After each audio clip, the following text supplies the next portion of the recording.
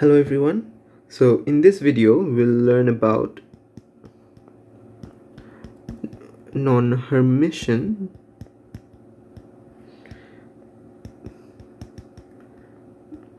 matrix models. So until now we dealt with Hermitian matrix models. Hermitian matrix models. So they were matrix models where the matrices were Hermitian. This was useful and we studied them in detail because first, of course, they're fairly easy to study. Second, because if you remember, if you know a bit of quantum mechanics, you know that the operators in quantum mechanics are Hermitian matrices or Hermitian operators. So one of the reasons for studying them was for quantum mechanics. And in most of the physical scenarios, Hermitian matrices were sufficient to describe the physics or the problem at hand. But for completion, it's interesting to study non-Hermitian matrices, at least have a glimpse of what a non-Hermitian matrix model might look like. So let's consider following matrix integral of complex random matrices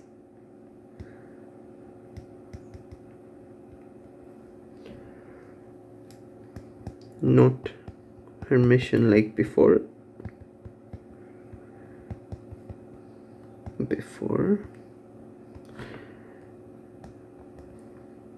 Let's see how the matrix integral looks like. Since, if you remember, trace of m squared came from m dagger, since m and m dagger is the same, so it was trace of m squared. But this won't be the case here. We'll have trace of m and m dagger because that is what the kinetic term will be in this case, or the Gaussian term, since they are not Hermitian. And let's say we have an interaction term or a term like this. We can consider other terms, but for simplicity, let's skip one term of this complex Hermitian, non-Hermitian matrix. So if you remember propagator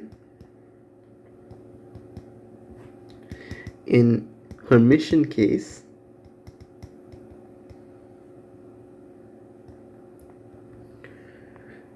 it was something like this.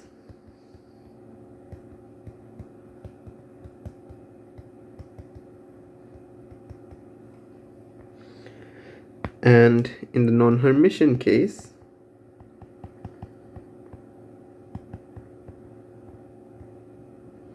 it will be something like this, since it's Mij MKL dagger.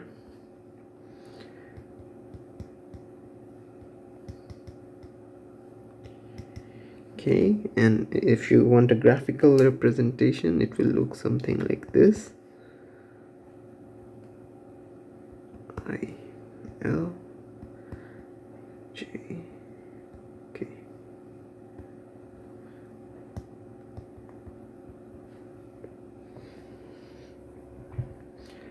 So if you want to draw the vertex will look something like this. There's just one thing to learn, that is m goes towards m dagger. The vertex will look something like this.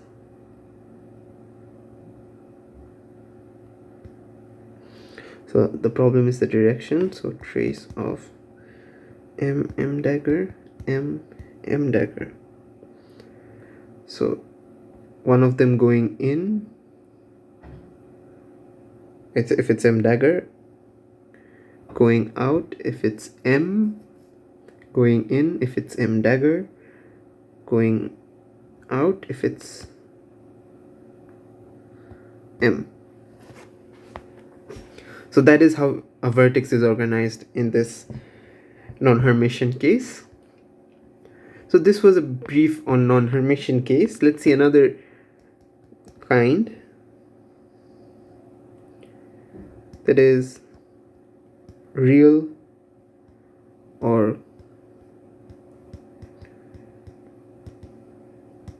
matrices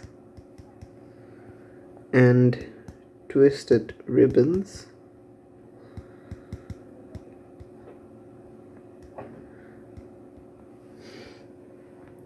So let us consider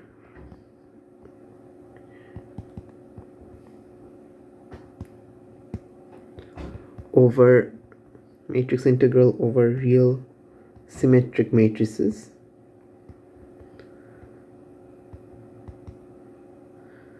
So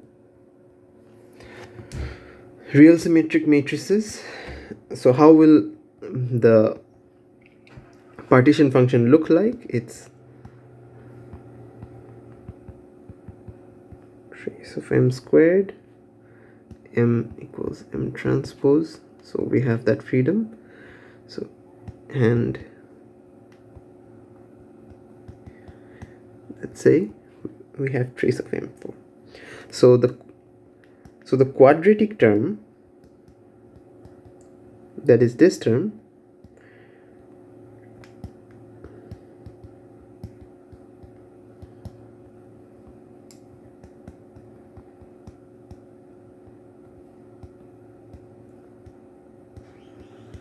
is just, I'm writing out the trace, sorry, it goes up to n, mij, mji, since it's a real symmetric matrix, mij equals mji, so it's mij, real symmetric matrix. Okay, so the propagator in this scenario will be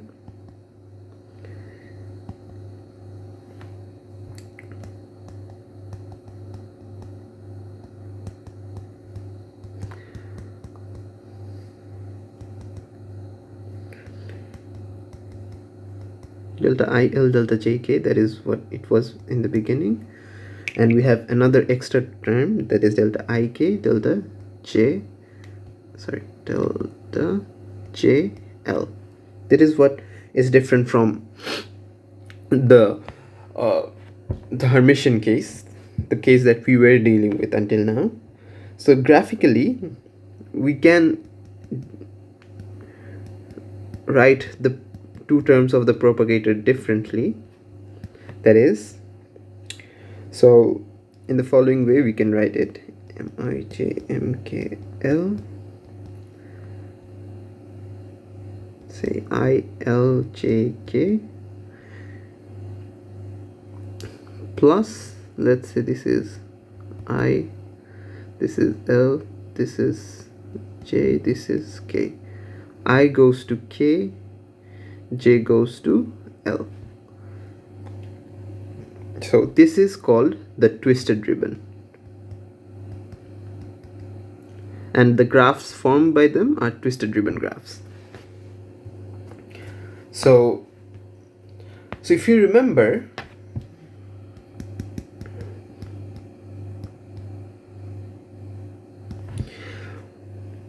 ribbon graphs can be given a topological analysis, that is, we can draw them on some surfaces and cover the surfaces. That is, we can give them a Riemann surface structure, if you remember. For example,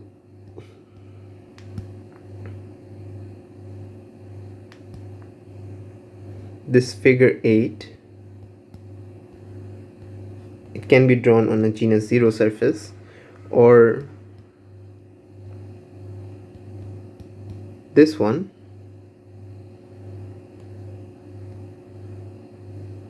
I'm drawing very roughly, this one can be drawn on a genus 1 surface. So these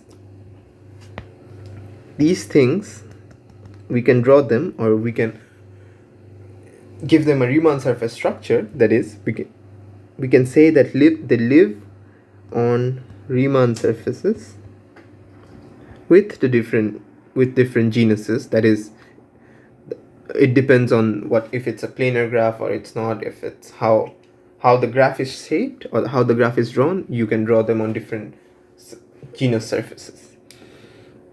So they live on Riemann surfaces, which are orientable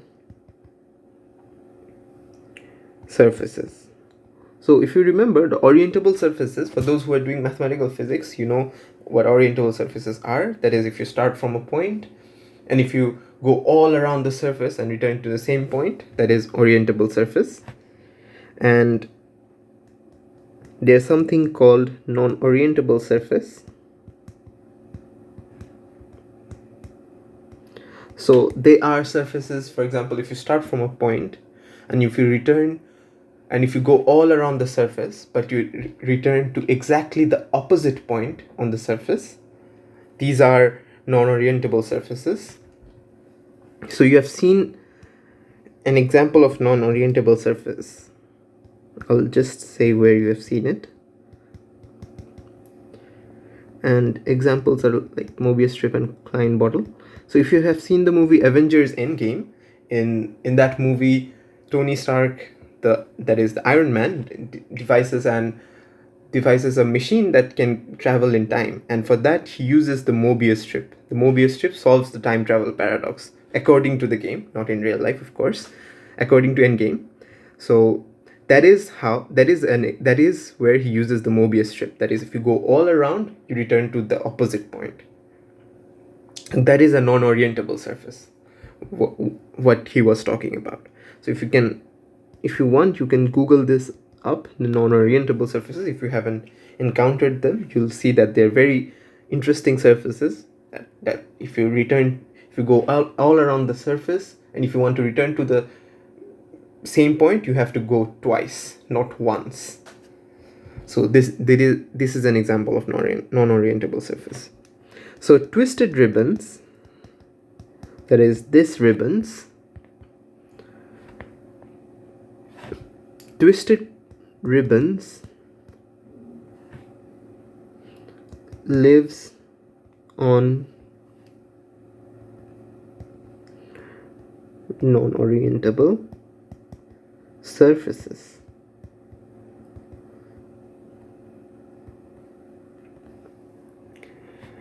So as I said, this is an example of non-orientable surface. These are. So how do we embed them, or how do we draw them? So let me write all this up. So surface associated to a graph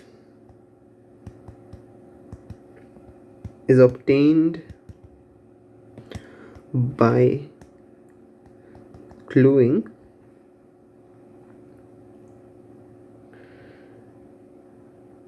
or is obtained by associating a square face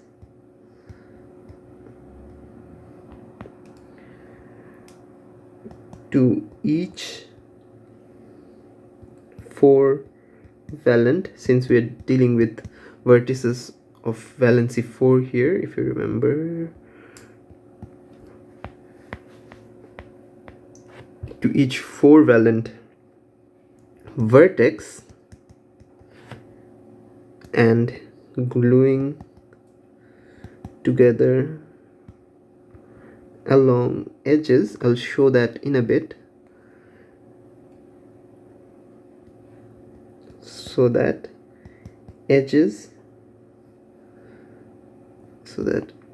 each edge is dual or isomorphic to a ribbon. So, but in case of one vertex here, this example, we obtain the Klein bottle. This is a non-orientable surface, and another non-orientable surface, the real projective plane.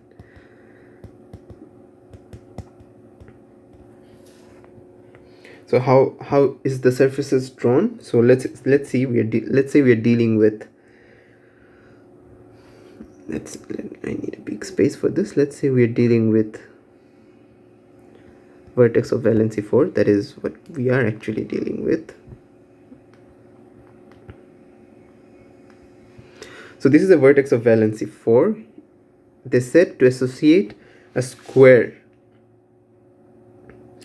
to each, so we have to associate a square to each 4 valent vertex, and we have to glue them along edges.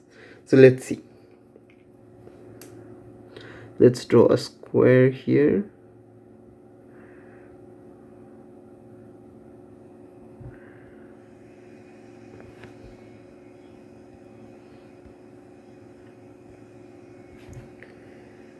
And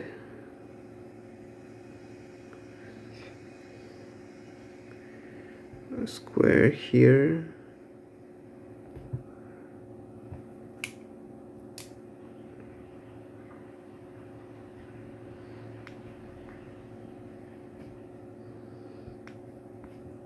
So since there is an overlap, this is how twisted ribbons come into play. And let's say this goes to this, this goes to this. That is, we have an overlap here. So this graph is dual to the Klein bottle. It's extremely difficult to draw the Klein bottle. So just Google the Klein bottle, but I can give you the identification. That is how a Klein bottle is drawn. So if you have a square, you make some identifications. That is, you identify this one with this, and you identify this with the opposite side. That is, you have to roll them up to make a Klein bottle. So if you just Google the identification,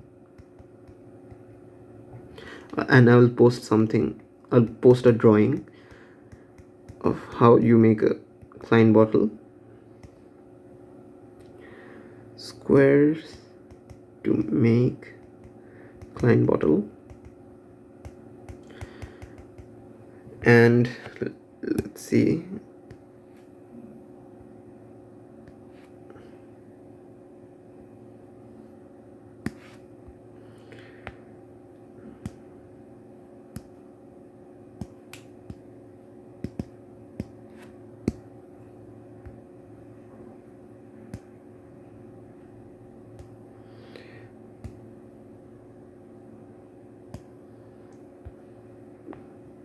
and this another graph that will be dual to the real projective plane. It looks something like this. This can be drawn on a real projective plane. Or also the Euler characteristic of Klein bottle is 0.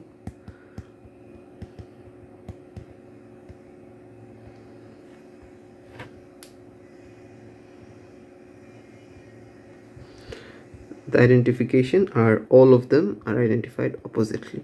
I'll give you a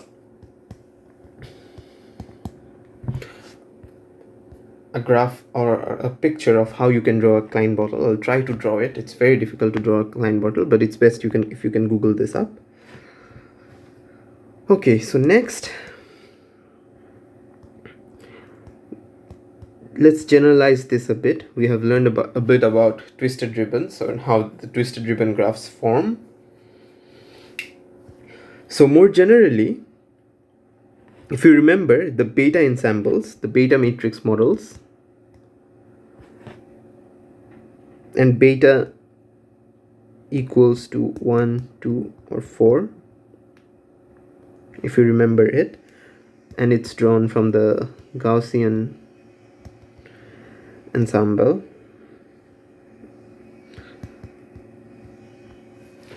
It's from the Gaussian ensemble.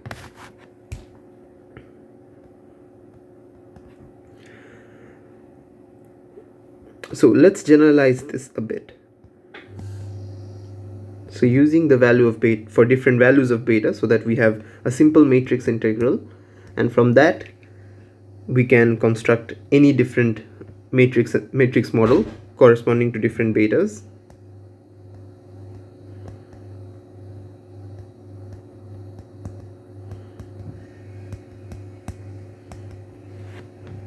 So the propagator, for this generalized model, the propagator looks something like this.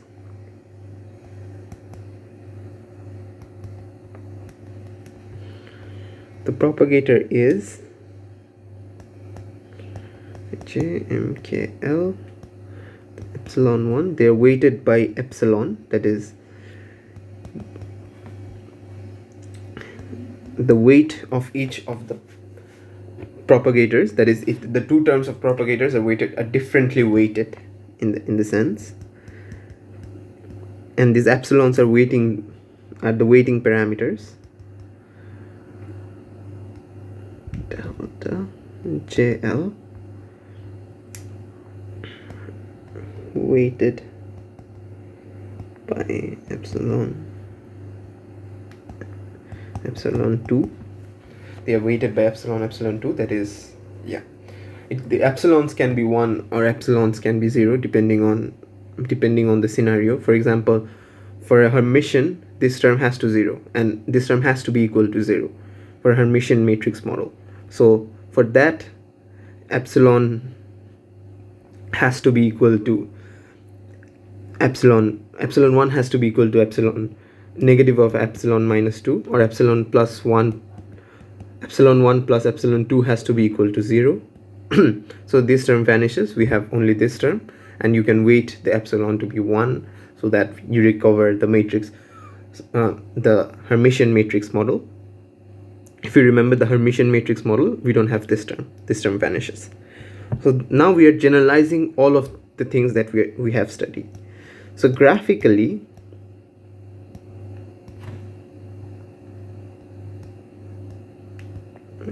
let's get MKL.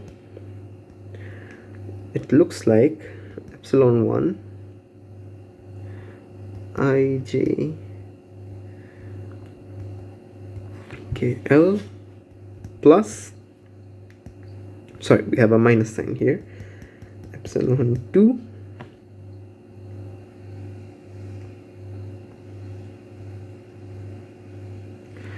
I, this is L, this is K, this is G, and yeah, this is the twisted part. Thus we have formally extended for arbitrary values of beta belongs to C.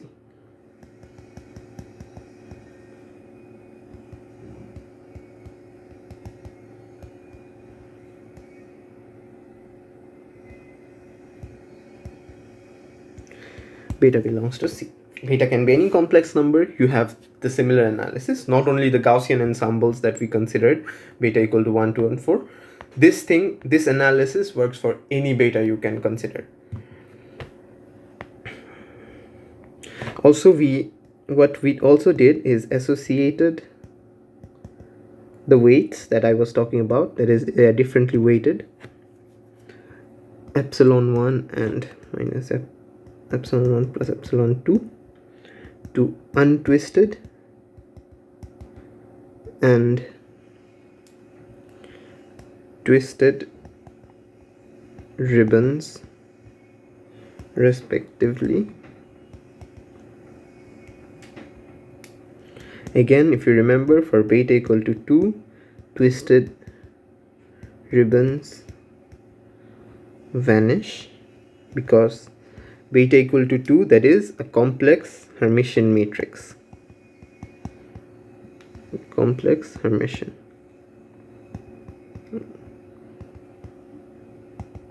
That is, epsilon 1 plus epsilon 2 in the above equation should be 0, or epsilon should be equal to minus epsilon 2. You can consider epsilon to be 1 or epsilon 2 to be minus 1. So you recover our Hermitian case. Thank you.